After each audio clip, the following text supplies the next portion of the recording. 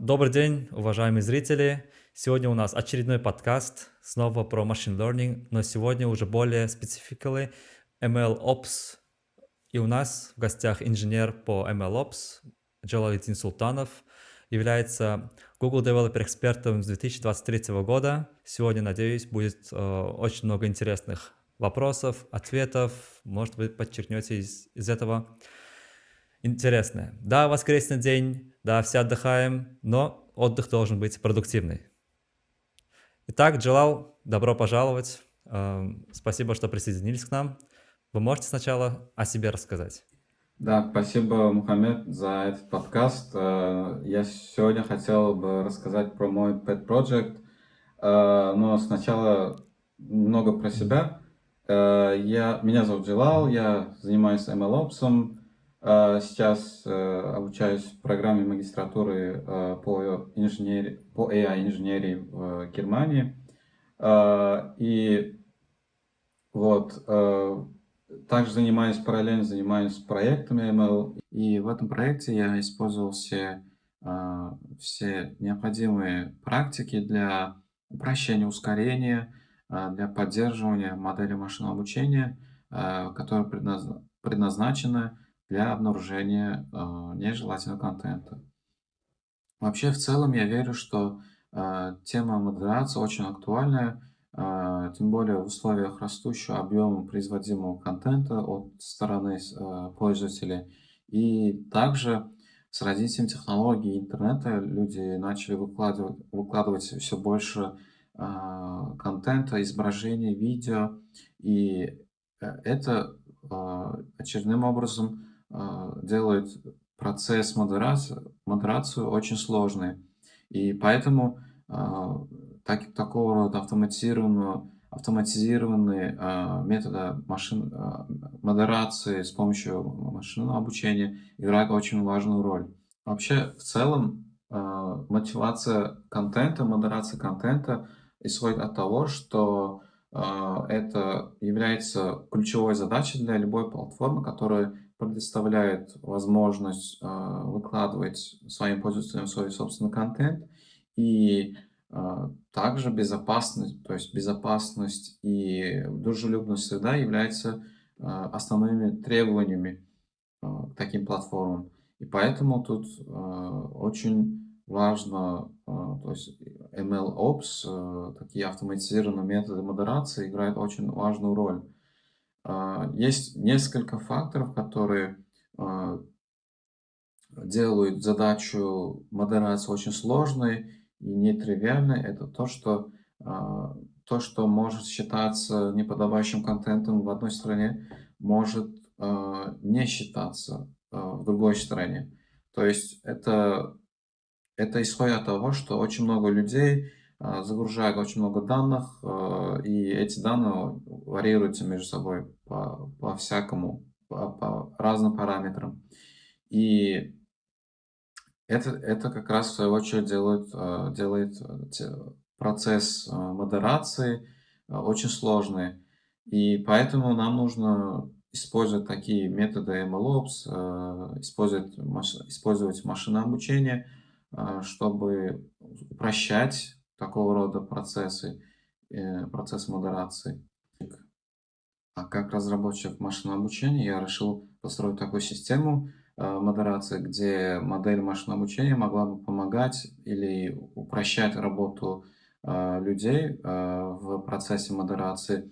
И для этого я построил pipeline, то есть условные системы, где есть модель, и где она тренируется, переобучается с течением какого-то времени или с достижением какого-то лимита по отзывам, по обратному отзыву от человека-модератора. То есть я расскажу более подробно чуть позже про отзывы, то есть про фидбэк от человека-модератора. То есть система выглядит таким образом, что посередине условно есть модель. В начале пайплайна у нас процессы собирания данных, очистки данных, подготовки данных до обучения модели. и в середине у нас модель, то есть модель обучается по подготовленным данным, и дальше модель запускается в производственную среду, в условную, то есть условный cloud, Google Cloud или AWS, куда-то, какое-то облако. И как только моделька делает inference, то есть выдает предсказания, эти предсказания отправляются человеку-модератору, и человек-модератор оценивает предсказания от человека, от модели. То есть сделал ли предсказание моделька правильно или неправильно. Если неправильно, то к какому классу относится данное изображение. И весь этот отзыв, весь этот процесс у нас в системе логируется и используется в последующем переобучении модели. А, То есть эта система подразумевает собой то, что эта система будет только инструментом, который будет упрощать работу, но не заменять людей в процессе модерации. То есть, условно, у нас может быть 20 человек в команде модератора, и эти 20 человек могут со временем не справляться с работой модерации, просто потому что в один день могут выкладывать много контента, и потребуется очень много, еще больше людей, чтобы справляться с трафиком поступающего контента. И эта система могла бы помочь с этим, то, что она упрощает, ускоряет, и конечное решение по модерации, конечно же, должен принимать человек-модератор. Можешь ли дать краткий обзор проблемы модерации контента и ее важности? Да, допустим, то, что может считаться неподобающим контентом в одной стране, может считаться хорошим Мгм. или может не считаться неподобающим контентом в другом регионе. И такого рода, Да, согласен. проблемы, да, вот, очень часто возникают в процессе модерации, и это является одним из больших вызовов для сегодняшних систем модерации. Допустим, а, сам объем нынешних производимого контента очень часто вызывает проблемы насчет вариативности данных, ее разнообразности. И, конечно, потом возникают проблемы, как подходить к этой проблеме. А вот какой у тебя на данный момент стек? Или до этого был какой-нибудь стек? Чем ты пользуешься для этого? А, На этом проекте я использовал язык программирования Python и библиотеку для машинного обучения от Google, это TensorFlow. То есть я сделал ML pipeline, в котором моделька может обучаться по доступности новых данных. И эта модель построена с помощью TensorFlow. Это библиотека для М. машинного обучения. И это все было написано на Python. И помимо этого я еще использовал разные библиотеки, допустим, DVS, Data Versioning Control. Это типа Git, но для данных, то есть чтобы версионировать данные, чтобы версионировать Интересно. модели. Да, мы вот начали говорить про твой стек, а мы так и не разобрались, что такое MLOps. Это что-то вроде DevOps, но в machine learning, я так понимаю, верно? Да, да. MLOps — это набор практик, используемый в производственной среде, когда используется еще и ML, то есть машинное обучение. Когда мы хотим использовать модели машинного обучения в производстве, нам нужно следовать лучшим практикам, и эти как раз лучшие практики — это как раз представляют собой MLOps, Machine Learning DevOps или Machine Learning Operations, как угодно. Это набор Интересно. практик, которые позволяют модели машинного обучения быстрее обучаться, М. проще обновляться, проще масштабироваться. То есть это М. набор практик, да. Какие данные ты собираешь и как ты собираешь эти данные для своего обучения? Ведь machine learning это в основном акцентируется на данных, которые ты имеешь, и в зависимости от этого происходит какое-то продвижение, анализ. Да, в моем случае это было, речь шла о классификации изображений, то есть мне надо было правильно классифицировать изображение по нескольким классам. Скажем, для примера, что если мы хотим фильтрировать то есть объекты одного класса, то это будет определяться от компании, то есть мне будет даваться задание, что вот мы не хотим видеть изображение по такому классу, или будет несколько классов. И дальше, именно для этого проекта я собрал изображения по разным сайтам, то есть нашел несколько инструментов, опять-таки написано было на Python, по веб-скрэпингу, то есть ты даешь ссылку, она скачивает все изображения по этой ссылке, и тем самым такой был процесс собирания данных. И все надо было, и еще то есть есть еще второй этап, это аннотирование данных, то есть по-простому это раскладывание картинок по разным папкам, по разным классам, и это еще раз занимает время, то есть очень много времени уходит а, на аннотирование, и да, вот это еще является очень много, то есть задачи, которые требуют очень много времени, вот я бы так сказал. С какими проблемами ты сталкивался при применении принципов MLOps? Какие А, были принцип, на твоем пути проблемы? то есть это масштабируемость, правильная автоматизация разных процессов в пайплайне. И второе, что очень, то есть является большой проблемой, это то, что по итогу мы начинаем видеть очень много ошибок, то есть false positive cases, когда моделька говорит, что это объект, который мы не хотим видеть, а на самом деле то есть в изображении все нормально, все можно пропускать на ленту. То есть случаи с false positive и false negative. То есть как-то надо такого рода проблемы решать. Надо было решать, и есть разные методы, есть разные процессы, которые можно процесс, с помощью которых эти проблемы можно решить. Вот. Это, то есть, неправильные предсказания и масштабируемость. Насколько я помню, раньше ты занимался обработкой информации, цифр в медицине, эту флюорографию, там происходил Да. анализ многих данных. Вот, как ты управлял обучением модели на этот раз? Можешь описать рабочий процесс?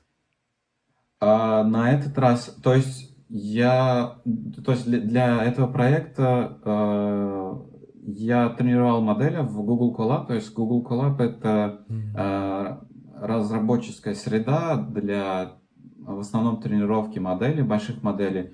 И плюсом этой платформы является то, что Google Colab дает бесплатные GPU, то есть вычислительные мощности для тренировки. Это около 12 гигабайтов на 12 часов непрерывной тренировки модели. То есть вся моя тренировка происходила в Google Colab, и оттуда я уже импортировал в пайплайн, и там уже происходил inference, то есть предсказание.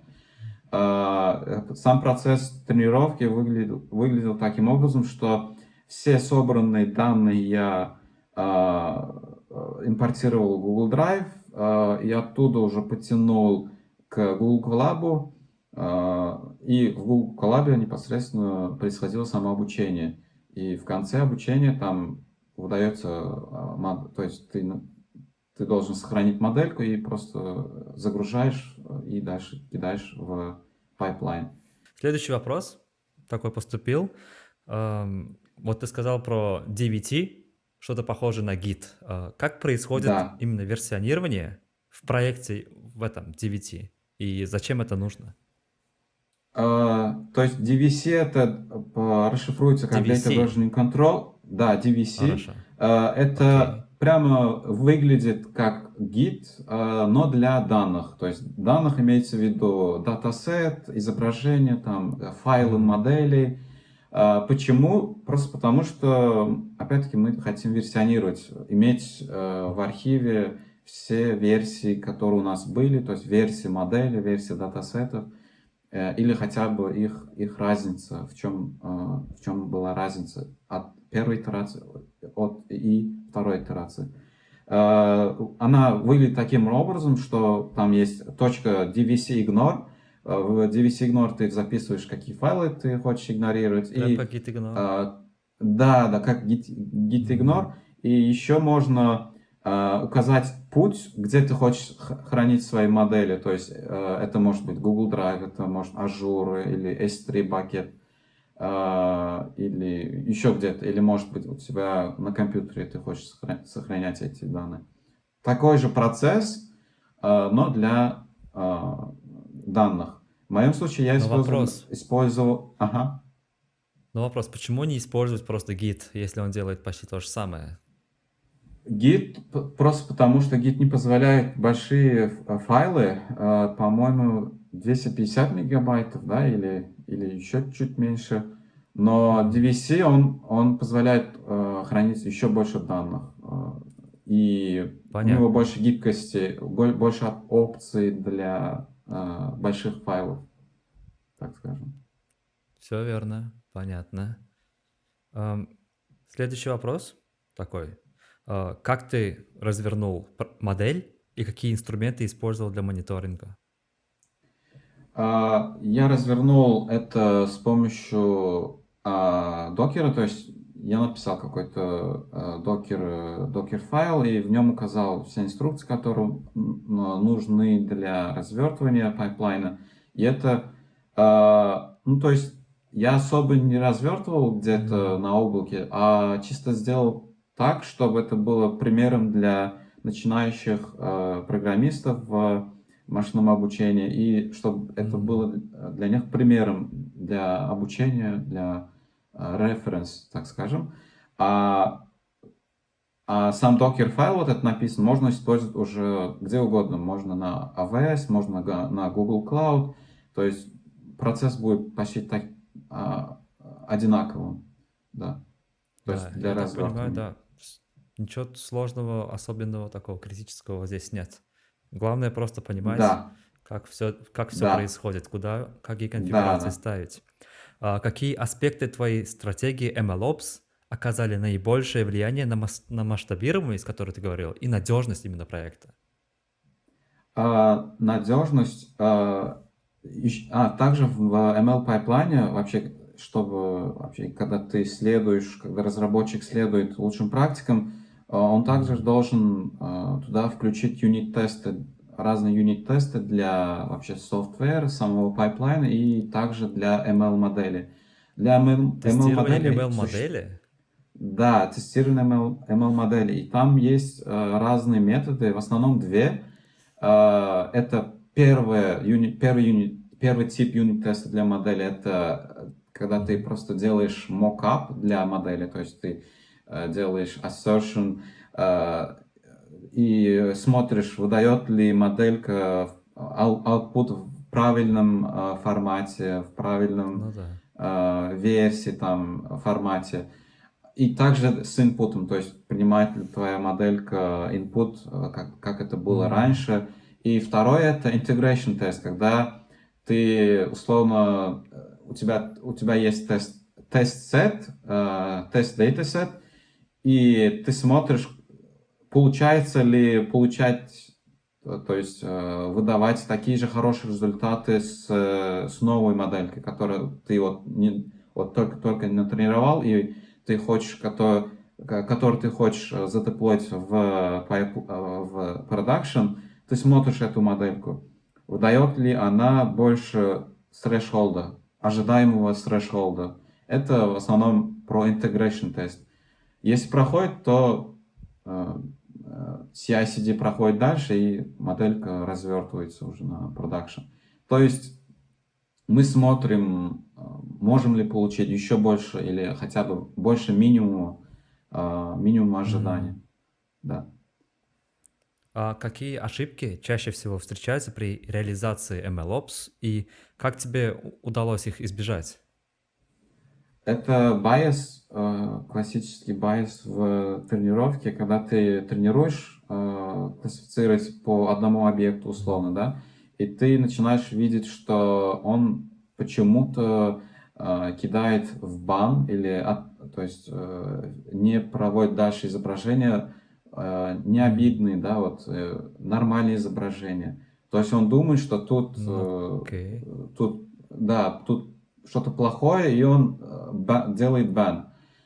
Ты смотришь почему и узнаешь, что там есть bias. То есть bias — это предрасположенность модели к какому-то объекту. И этого рода проблемы тоже нужно решать, то есть разными способами, улучшать датасет, аугментировать ее, делать еще больше моделей. То есть в моем пайплайне я использую натренировал только одну модель, а лучше всего было бы устроить ensemble голосование от разных моделей, так что мы не надеемся только на одну модельку. То есть, если одна моделька говорит ban, то есть запрещаю этот контент, то если две другие модели говорят окей, то мы, по идее, должны пропустить. Вот такого рода решение тоже можно помочь. Более-менее так скорректировать Да, правильность да, ответа, да, результата. да. Понятно. А вот все это дело делается вручную или можно как-то автоматизировать? А есть ли вообще автоматическое обучение, переобучение моделей? Могут ли модели самостоятельно еще и обучать себя? Да, в этом и вся вишенка в MLOps, то, что весь пайплайн, весь смысл сводится к тому, чтобы в конце концов модели или сам пайплайн хотя бы тренировался сам по себе спустя какое-то время или смотря по какому-то триггеру. Для этого примера я решил сделать так, чтобы условно моделька будет выдавать предсказания, и эти предсказания будут идти модератору, человеку в условной компании, да, где это будет развертываться. И этот человек будет оценивать лайком или дизлайком моего предсказания. Просто почему? Потому что мы не можем стопроцентно довериться ML пайплайну, то, что она будет за нас решать проблемы, а в любом случае это будет человек, который в конце будет принимать решающее конечное решение. И этим дизлайком или лайком мы собираем фидбэк, и по истечению, то есть по достижению какого-то threshold по количеству фидбэка мы можем запустить уже процесс тренировки. Условно, представь, что мы собрали 20 дизлайков или 100 дизлайков. Дизлайк значит, мы неправильно предсказали, правильно? И если мы достигаем лимита по 100 дизлайков, мы запускаем процесс модерации, процесс переобучения и заново переобучается, и дальше еще раз передеплоится на продакшн. То есть вместе с лайком-дизлайком мы еще храним, по каким изображениям мы неправильно сделали предсказания, по каким классу, какой настоящий true label, да, вот к какому классу на самом деле это изображение относится. Это все хранится у нас, и по истечению по достижению threshold мы знаем, по каким изображениям мы неправильно сделали предсказания, и мы обратно собираем эти данные и тренируем. Вот как-то так. На данный момент ты работаешь с разработчиками, определенной группой разработчиков или один? Это проект чисто для примера, а Для я себя. сейчас занимаюсь... Да, для себя. Это был чисто pet project для примера, другим. А так, сейчас занимаюсь LLM моделями, это немного про другое. На какой стадии тогда твой Pet Project проект? Сейчас уже есть ли вариант, который можно пощупать, попробовать, потрогать? Да, я поделюсь ссылкой, это будет в М, описании этого видео. Поделюсь Спасибо. GitHub ссылкой, да, поделюсь GitHub ссылкой, и вы можете посмотреть, что можно улучшить, что еще можно М, добавить. Я Обязательно хотел бы сказать, чекните. да, М, обязательно посмотрите. Я бы хотел еще добавить, что одним недостатком является то, что мы надеемся только на одну модель. То есть мы зависимы от одной модельки. Допустим, условно, если моделька неправильно предскажет, что это изображение относится м, к одному классу, а на самом деле к другому, то будет какой-то false positive, правильно? И м, для этого нам нужно иметь еще несколько моделей в пайплайне, чтобы Соответственно. иметь ensemble voting, да, чтобы был ensemble voting, чтобы были предсказания более точными. Вот, Все верно. да. А, Теперь перейдем к более интересным вопросам, более experience sharing, так сказать, которые будут полезны нашим зрителям. Во-первых, хотел спросить у тебя, почему ты решил для себя заниматься именно machine learning и в общем ML-опсом на данный момент? Что тебя привело к этому? Почему ML? Потому что Да. я в начале еще карьеры, когда только начинал, я смотрел, вдохновился моделями компьютерного зрения. То есть я не понимал, как они могут узнавать, то есть к какому классу объекта это изображение относится, или как они могли классифицировать, как они могли детектировать объекты. М, Мне это казалось просто магией, и начал дальше копать, и узнал, что есть направление ML, есть м, отдельное направление, которым занимается, а, и это был ML, то есть ML-инженер, Deep Learning инженер. Я выбрал ML просто потому, что это более-менее какое-то универсальное направление, чем, допустим, Deep Learning. Deep Learning там специфично ты занимаешься очень большими моделями компьютерного Выходит, зрения. у тебя был личный интерес к этому. Ты хотел персонально узнать, Да, что это, дойти до этого. Это круто. да, Какие есть Хорошо. ага. Какие есть карьерные возможности в том направлении, которое ты выбрал? И где можно расти? Какие направления? Я Да. бы сказал, сейчас тренд идет в сторону LLM, Мгм. мультимодальности, то есть разные модели Large Language Models, есть модели мультимодальные, то есть модель, которая принимает в input и изображения, и тексты, и, и другие форматы данных.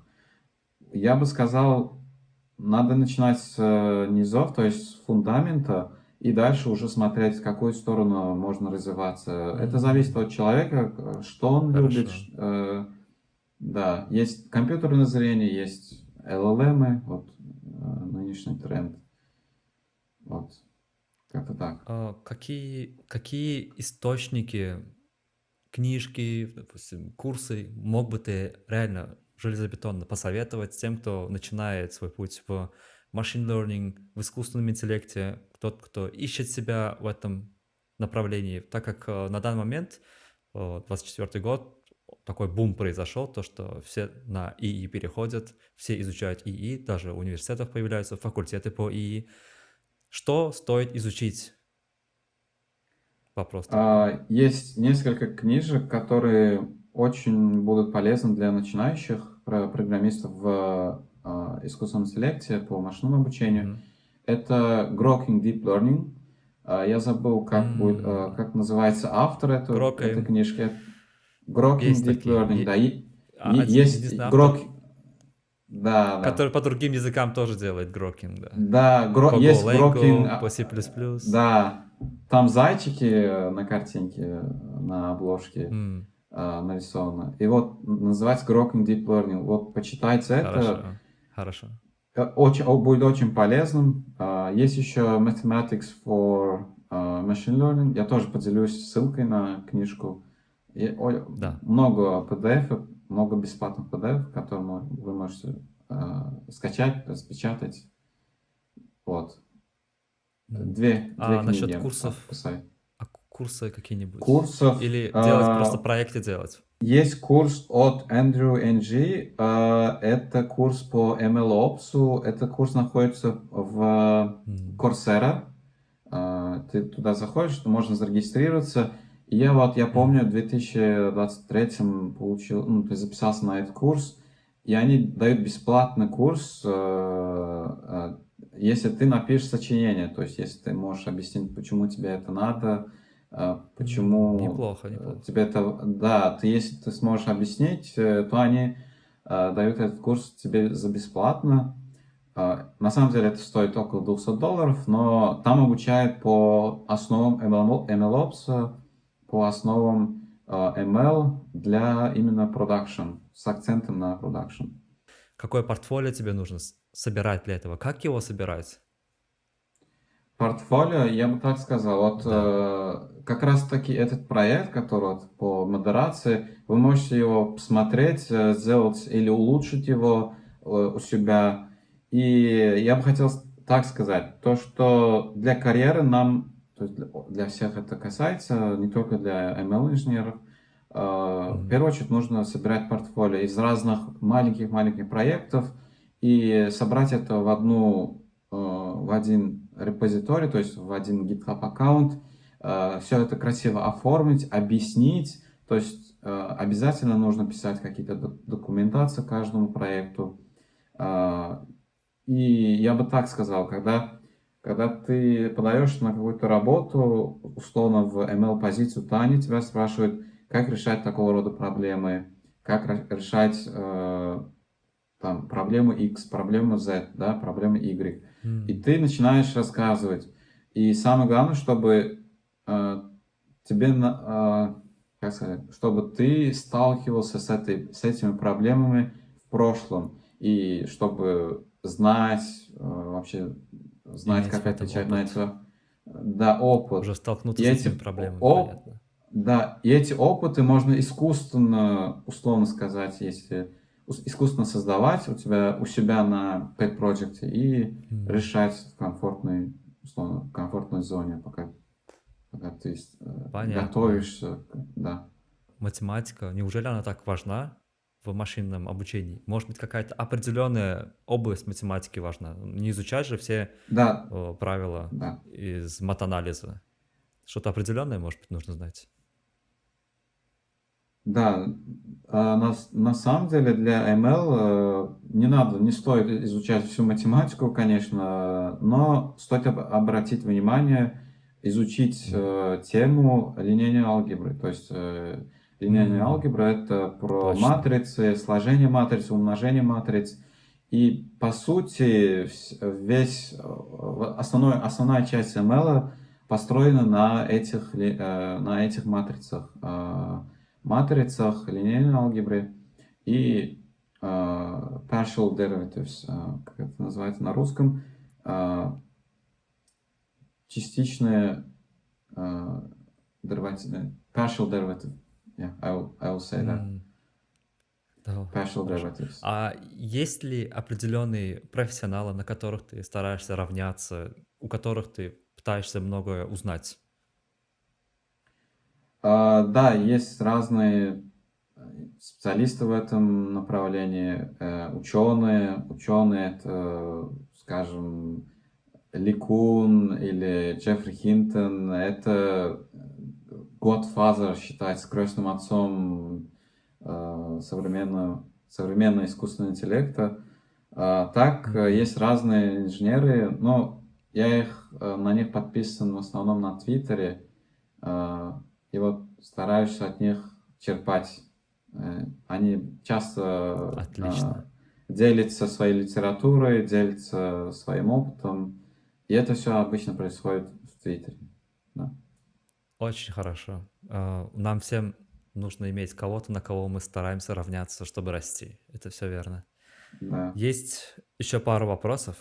Какие уроки и лучшие практики ты можешь поделиться для других разработчиков? Другим разработчикам. А, Собирать портфолио для начинающих программистов это касается это то, что Мгм. вам надо собирать портфолио из маленьких проектов, Да, мы это уже чтобы говорили. да, и чтобы эти проекты не были очень большими, то есть это можно было быстро сделать, быстро опубликовать и быстро задокументировать. И спустя время опять возвращаться к этому проекту и повторять, то есть повторять. а, М, Почему? Просто потому, что повторение мать учения, и тем самым вы будете лучше подготовлены для рынка, для решения задач. Читать книги, то есть читать книги, почему? Потому что в отличие от видео на YouTube, да, есть разные очень познавательные видео на YouTube касаемо линейной алгебры, матрицы, то есть они объясняют, как это все работает, но также не помешало бы почитать книгу, называется она «Энциклопедия современного искусственного интеллекта». Она была издана вот недавно, в 2021 году.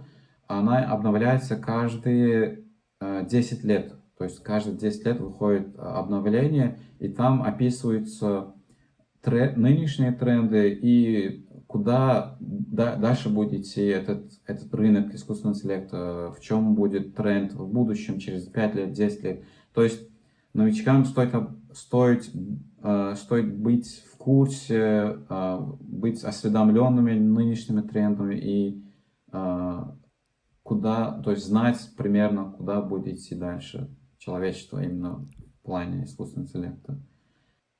А вот как ты думаешь, в machine learning за рубежом, можно сказать, горизонтальный скейл скиллов, навыков имеет место быть? Или лучше быть профессионалом в определенном направлении, как deep learning, определенное направление, как LLM, определенное направление?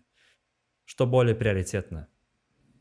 Мне кажется, будет очень полезным иметь набор скиллов.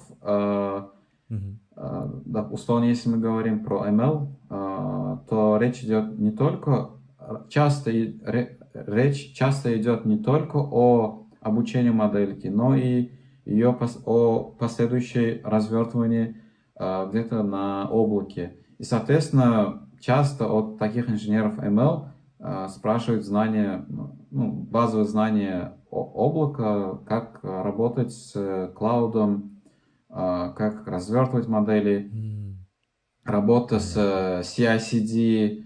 То есть было бы хорошо иметь какой-то набор Все верно. умений, да, который не только про ML и как его обучать, но и про ее развертывание.